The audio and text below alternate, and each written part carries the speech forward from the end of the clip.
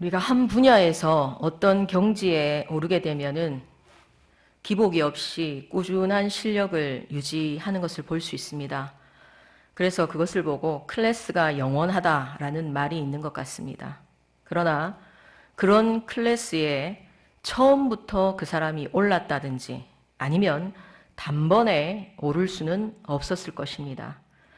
그가 아무리 천부적 재능을 타고났다 하더라도 계속해서 업그레이드 시키는 꾸준한 노력과 성장의 과정이 있어야 비로소 그런 경지에 다다르게 될 것입니다. 우리가 잘 알고 있는 모차르트도 그가 아무리 천재로 태어났다 할지라도 만약에 음악을 접할 수 없는 환경이었다면 어땠을까요? 그 아버지의 지원과 그리고 훈련이 계속되지 않았었다면 우리가 오늘날 알고 있는 음악의 천재 모차르트는 아마 아닌 다른 모습이었을 것으로 생각됩니다. 생이란 성숙을 거쳐서 꽃을 피우고 소멸함이 하나님의 섭리입니다. 우리 삶의 모든 것이 바로 이 섭리 속에 있습니다. 성도의 믿음도 이런 섭리 가운데 있음을 성경은 가르쳐주고 있습니다. 하나님의 은혜로 의롭게 되었다, 칭의라는 그 때로부터 우리는 하나님의 거룩에 이르기까지 성령님의 인도와 지도를 받아야만 하기 때문입니다. 신학적 용어로 이것을 성화라고 합니다. 예수님을 믿기만 하면 구원받습니다. 하지만 그 이후에 삶이 끝나기까지 계속 이 성화의 과정을 걸어가고 있음을 우리는 잊지 말아야 할 것입니다. 예수님을 따르는 그리스도인들을 주님의 제자라고 칭하는 이유 역시 바로 여기에 있습니다. 간혹 성도와 제자를 다르게 생각하시는 분들이 있는데 그렇지 않습니다. 하나님 나라의 백성이기 때문에 성도이며 그리스도의 가르침을 배우고 따라가야 하기 때문에 우리는 모두 제자입니다. 특별한 은사가 있어서 혹은 능력이 있어야만 제자가 되는 것이 아닙니다. 직분자들만 제자인 것도 결코 아닙니다. 예수를 믿는 우리 모두가 예수님의 가르침을 따라서 그 분량에 이르기까지 훈련받아야 합니다. 이는 하나님 나라에까지 이어지는 과정입니다. 그러므로 나는 예수의 제자다라는 이 정체성을 여러분 모두 잊지 마시기 바랍니다. 오늘 본문을 바로 이런 관점에서 살펴보려고 합니다. 사실 오늘 이 비유의 대상은 4절에 먼저 큰 무리로 나와 있습니다. 그 후에 9절에 제자들에게 재차 설명되고 있습니다. 이 지점을 통해서 우리는 가장 먼저 익명의 무리와 제자가 어떻게 구분되는가를 엿볼 수 있습니다. 앞서서 재능만으로는 경지에 오를 수 없다라고 제가 말했듯이 예수를 만났다고 모두가 제자가 될 수 있는 것은 아니라는 것을 복음서가 우리에게 확인시켜주고 있습니다. 지난주 설교에서도 기적을 맛보고 이적을 경험했다고 모두가 예수님을 구세주로 믿었던 것은 아니었습니다. 말씀을 듣는 것 또한 마찬가지입니다. 듣는다고 모두가 깨닫는 것이 아니기 때문입니다. 이에 대하여 주님이 8절에서 이렇게 덧붙이고 있습니다. 귀 있는 자는 들으라. 도대체 이 귀 있는 자가 누구를 가리키겠습니까? 이에 대한 실마리를 9절을 통해서 찾을 수 있습니다.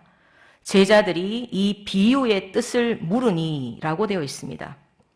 제자와 무리의 차이는 듣는 귀에 있습니다.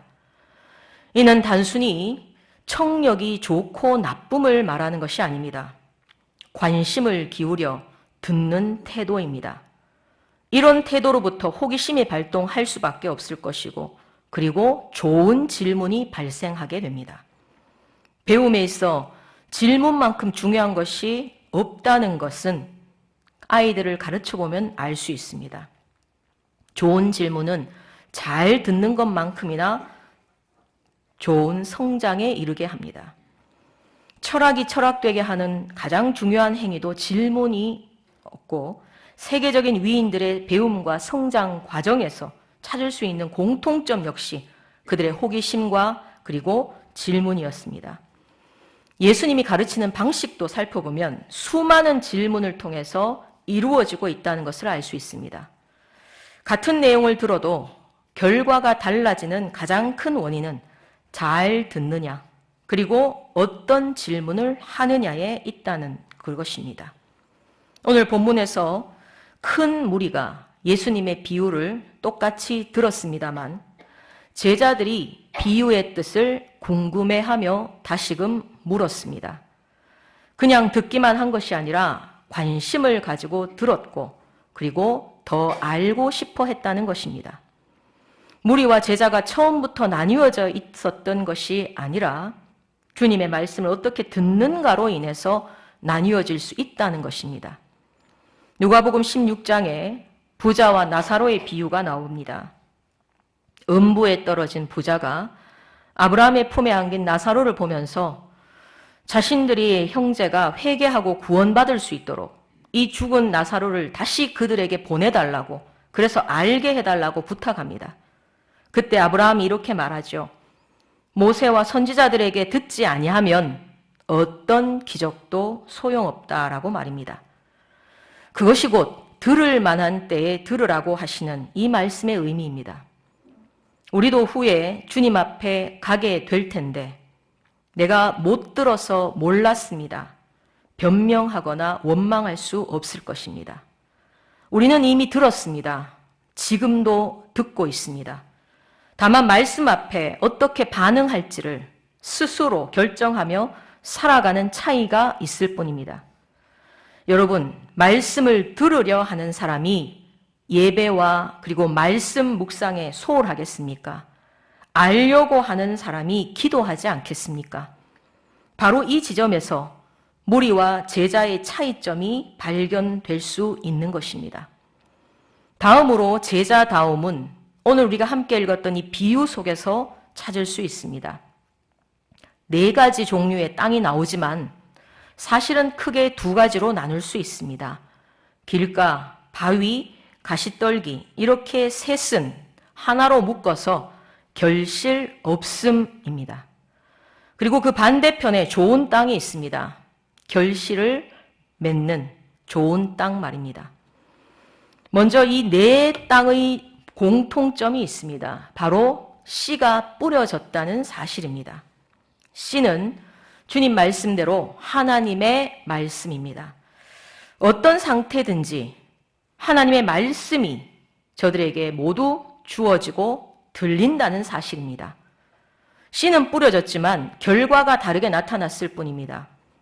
오늘 비유에서는 씨가 자라는 환경 생각할 필요는 없습니다. 여기 비유는 땅에 초점이 맞춰져 있습니다. 주님이 설명하고자 하는 의도는 말씀이 없어서가 아니라 듣는 자의 태도와 책임을 가르치고 있음에 우리는 주목해야 할 것입니다. 그렇다면 좋은 땅은 어떤 땅일까요? 8절에는 그냥 좋은 땅에 뿌려져 100배 결실을 하였다라고 되어 있으며 15절을 보면 착하고 좋은 마음으로 말씀을 듣고 지키어 인내로 결실한다라고만 되어 있습니다. 그러나 알 것 같지만 착하고 좋은 마음이라는 이 너무 추상적인 표현 때문에 모호하고 그리고 당황할지도 모릅니다. 이럴 때는 앞서 다른 3가지 나쁜 땅과 비교해보면 쉽게 이해할 수 있습니다. 먼저 길가입니다. 이들은 아예 복음에 관심이 없는 세상에 속한 사람들이라고 할 수 있습니다. 사탄이 지배하는 저 세상에서 태어나서 그리고 그 방식대로 살아가다가 죽는 사람들입니다. 하나님이 어디 있냐? 심판은 죽어봐야 알겠지. 한번 사는 인생인데 그냥 내 마음대로 살겠다. 이렇게 하는 사람들입니다. 여기는 말씀을 들었다기보다는 그들에게 들렸다라고 이해하는 것이 타당할 것입니다. 세상 사람들도 예수님을 안다고 합니다. 십자가도 알고 교회도 알고 있다고 합니다. 마치 너무나도 잘 아는 것처럼 얘기합니다. 성경까지도 읽어봤다는 사람들도 있습니다. 그러나 그들에게 생명은 없습니다. 그것은 안다기보다 들어본 것이고 관심 없이 그저 교만한 마음으로 지나쳤을 뿐입니다. 세상은 원래 이렇습니다. 이상하게 생각할 필요는 없습니다. 오히려 이상한 것은 그런 세상에서 태어났는데도 불구하고 우리가 예수님을 믿고 바로 여기에 함께 모여서 예배드리고 있다는 이것이 기적이고 은혜일 뿐입니다. 두 번째는 바위입니다. 기쁨으로 받으나 우리 오늘 누가복음에는 습기가 없다라고 되어 있는데 마태복음을 보면 뿌리가 없다라고 되어 있습니다. 시련과 환난 때에 배반한다라고 설명을 합니다. 전도 받아서 처음으로 교회에 오시는 분들이 있습니다. 뿌리를 튼튼히 내리지 못한 상태에서 만약에 그분들에게 우환이 생겼다든지 사고가 발생했다든지 하던 일이 잘 안 된다. 그러면 거의 대부분이 교회 때문이라고 생각합니다. 그래서 교회를 나가면 해결된다라고 생각합니다. 뿌리가 없으니 이럴 수 있습니다.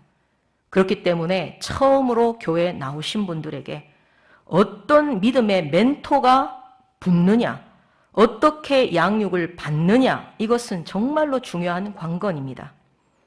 영적 지도자의 책임이고 온 교회 성도들이 함께 이루어가야 될 책임입니다.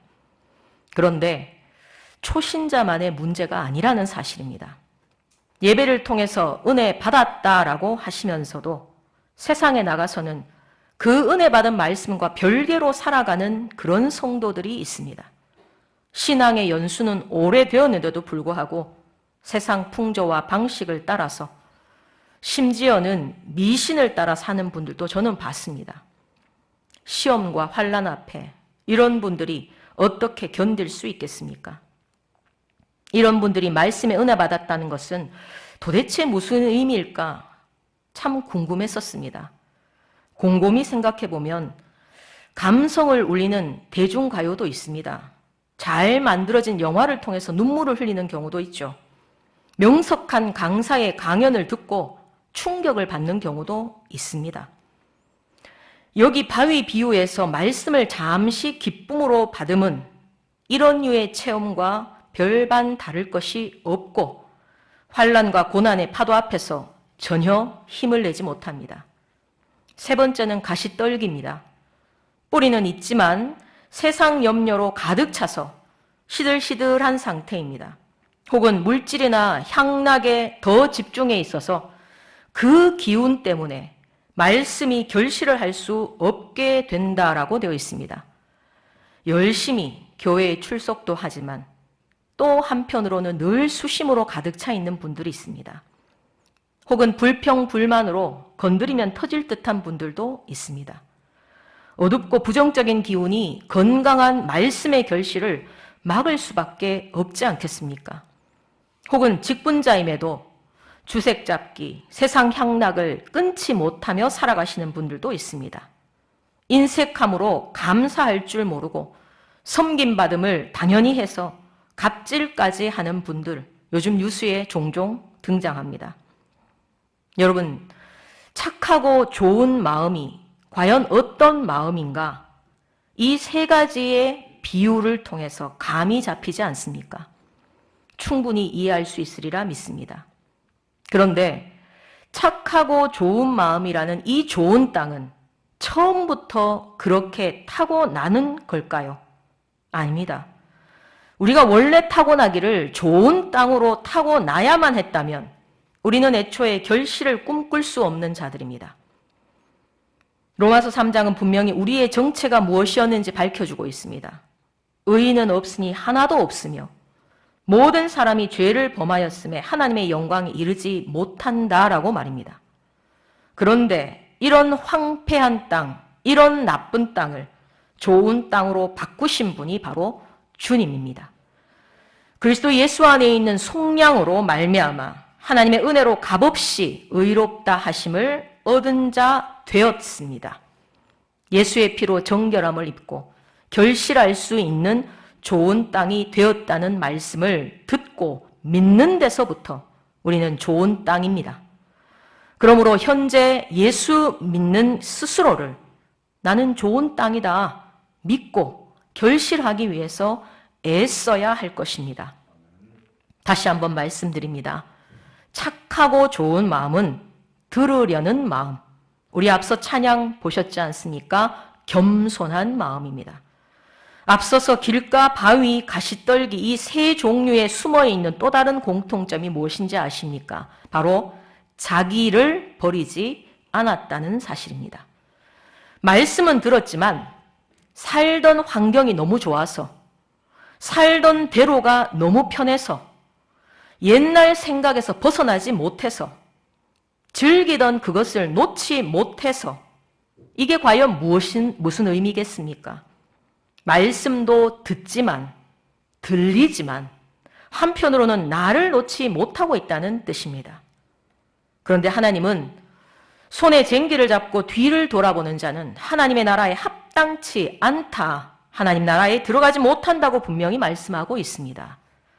자기 생각, 자기의 경험, 세상에서 얻었다는 그 알량한 지식, 세상에서 맺은 인간관계, 그 모든 것을 그대로 지닌 채 몸만 교회에 온다면 그것은 삶의 중심이 주님께 옮겨진 것이 아닙니다. 여전히 자신이 중심이고 주님은 주변인일 뿐입니다. 이것이 곧 교만이고 오만입니다. 교만이란 어떤 큰 범죄로 말미암아서 드러나는 것이 아니라 바로 이런 자기중심적인 마음입니다. 이런 사람은 당연히 주님 말씀에 즉각적이고 단순하게 순수하게 순종할 수가 없고, 그래서 쟁기를 잡았지만 계속 뒤를 돌아보면서 우물쭈물합니다. 밭일이 제대로 되겠습니까? 이런 자들에게 시험과 환난 가운데 인내하라고 한다면 할 수 있겠습니까? 너무나도 힘든 일일 것입니다. 그러므로 결실할 수 없게 되는 것입니다. 착하고 좋은 마음으로 말씀을 듣고 지키어서 인내로 결실한 모범적인 사례하면 누가 떠오르십니까? 바로 우리 주 예수 그리스도입니다. 빌립보서 2장 5절에서 8절에 여러분 잘 아시는 예수님에 대하여 말씀이 나옵니다. 너희 안에 이 마음을 품으라. 곧 그리스도 예수의 마음이니 그는 근본 하나님의 본체시나 하나님과 동등됨을 취할 것으로 여기지 아니하시고 오히려 자기를 비워 종의 형체를 가지사 사람들과 같이 되셨고 사람의 모양으로 나타나사 자기를 낮추시고 죽기까지 복종하셨으니 곧 십자가에 죽으심이라. 겸손이 뭔지 모르겠다는 분이 계십니까? 예수님을 보시기 바랍니다. 십자가를 보시기 바랍니다. 그분은 하나님이시지만 미천한 우리와 같은 종의 형체를 기꺼이 입으시고 죽기까지 복종하셨습니다.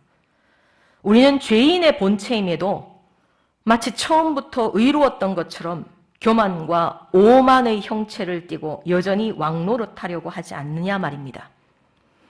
좋은 땅으로서 결실하고 싶다면 예수님을 흉내내는 것부터 시작하시면 됩니다. 가난아이들은 눈에 보이고 귀에 들리는 대로 그대로 따라합니다.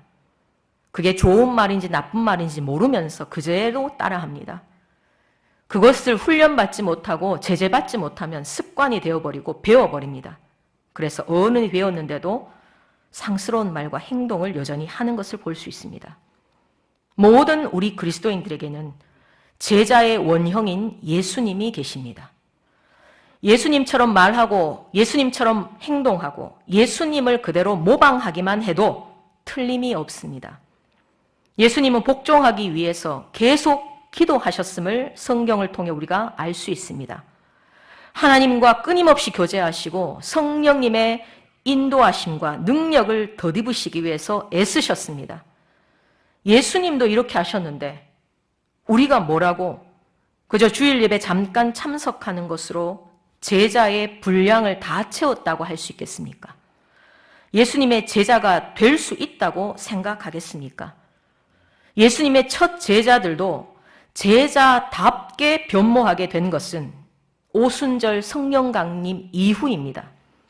늘 모여서 기도하여서 능력받았고 말씀을 상고하며 깨달은 바대로 순종하였던 그 제자들이 그제서야 결실을 맺게 되었고 구원받은 성도가 늘어났으며 교회가 세워지고 왕성해졌으며 지금 현재 이 세상에 이렇게 널리 퍼지게 되었습니다.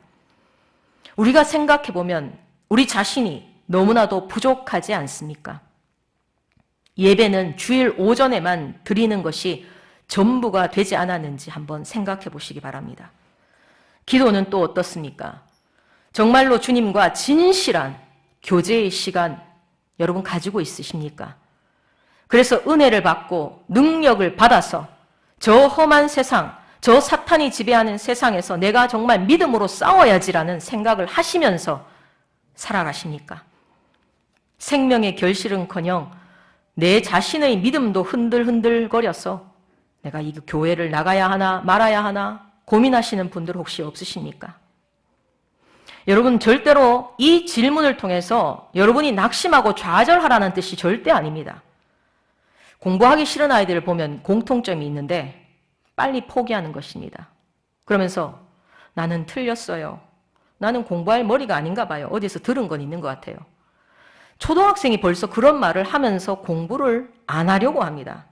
이것은 제대로 된 자아 성찰이 아니고 그저 핑계며 자기 합리화일 뿐입니다. 주님은 우리에게 오늘도 이렇게 말씀하십니다. 들을 귀 있는 자가 되라고 말입니다. 너희 마음을 주님이 경작하시도록 내어드리라고 말입니다.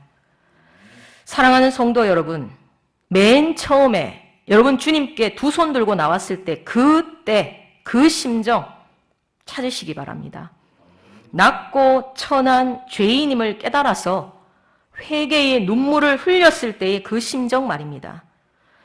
주님을 나의 구주로 시인하며 고백했던 그 심정으로 우리 지금 다시 주님 앞에 무릎 꿇으시기 바랍니다.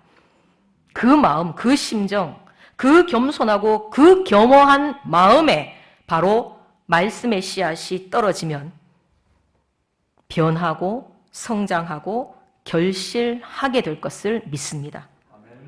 주님 의지하는 분들에게는 반드시 결실이 있을 것이라고 하나님께서 약속하셨습니다. 오늘 누가복음 본문에서는 100배의 결실이라고 나오는데 마태복음 13장 본문을 보면 30배, 60배, 100배로 기록되어 있습니다. 여기서 30, 60, 100이라는 숫자에 연연하지 마십시오. 결실을 하느냐 못하느냐가 중요하지 수확량은 주님이 우리에게 주신 사명에 따라서 분량에 따라서 다른 것입니다. 그러므로 우리는 결실하는 좋은 땅임을 믿고 결실하기 위해서 애쓰면 될 줄 믿으시기 바랍니다. 말씀을 정리하겠습니다. 우리 모두 저를 포함해서 좋은 땅인지 매일같이 성찰하며 살아가야 하겠습니다. 좋은 땅은 말씀의 결실로만 증명됩니다. 그러기 위해 말씀을 사모하고 관심을 가지고 들으려고 겸손한 마음으로 들으려고 애써야 할 줄 믿습니다. 마치 종이 주인의 명령하는 손짓을 주목하는 것처럼 우리의 눈과 귀가 주님께 항상 고정되어서 내게 무슨 말씀을 하시지? 들으려고 애써야 할 것입니다. 그리고 순종합시다. 때로는 하기 싫고 어려운 것일 수도 있을 것입니다. 그러나 나를 꺾고 순종할 때 넘치는 은혜와 풍성한 결실로 하나님이 축복하신다는 것을 성경은 이렇게 약속하고 있습니다. 지극히 높은 모든 이름 위에 뛰어난 이름을 주신다. 예수께서 죽기까지 복종하심으로 받으신 이 영광은 그를 본받아 뒤따라 순종하는 모든 제자에게도 약속된 것임을 믿으시기 바랍니다. 그리고 마지막으로 당부할 것은 낙심하지 말고 포기하지 말라는 말씀입니다. 복음 전파에 있어서 실패는 당연한 일임을 주님은 오늘 비유 속에 이미 내포해놓고 있으십니다. 씨를 뿌렸지만 여러분 4곳 중에서 한 곳에서만 결실을 맺었다. 이 말씀의 무슨 뜻이겠습니까? 대부분은 실패를 맛본다는 뜻일 겁니다. 그러나 말씀을 전하고 가르침에 있어 실패를 걱정할 것이 아니라 결실을 기대하며 인내하며 나아가야 하는 이것이야말로 예수님이 오늘 비유를 통해서 제자들에게 가르치시는 가장 중요한 지점일 것입니다. 이는 현재를 살아가는 우리 각자에게도 마찬가지입니다. 매일매일 반성하되 포기하지 말고 주님께 기도하며 말씀을 상고할 때 하나님은 실패에서 일으켜 세우시고 마침내 결실하게 될 줄 믿습니다. 사랑하는 성도 여러분, 우리 모두 이렇게 예수님을 꼭 닮은 제자라고 하나님 앞에서 그리고 사람들 앞에서 일컬어져 예수께서 이루신 그 찬란한 영광 가운데 이르게 되기를 간절히 소망합니다. 기도하겠습니다. 아버지 하나님 감사합니다. 주님을 들을 수 없는 환경도 있을 텐데 여기 이렇게 좋은 예배당에 모든 하나님의 사랑하는 성도들이 모여서 말씀을 들을 수 있으니 얼마나 복된지 모릅니다. 감사드립니다. 은혜 충만케 하여 주시고 들은 말씀을 깨닫게 하여 주시고 결단하며 애써 살아가게 하여 주셔서 30배, 60배, 100배의 결실을 맺고 참 제자로 성장하게 하여 주시옵소서. 날마다 은혜와 능력 주셔서 좁은 길, 주님의 길을 따라 주의 영광에까지 이르게 하여 주시옵소서. 우리 주 예수 그리스도의 이름으로 기도합니다. 아멘.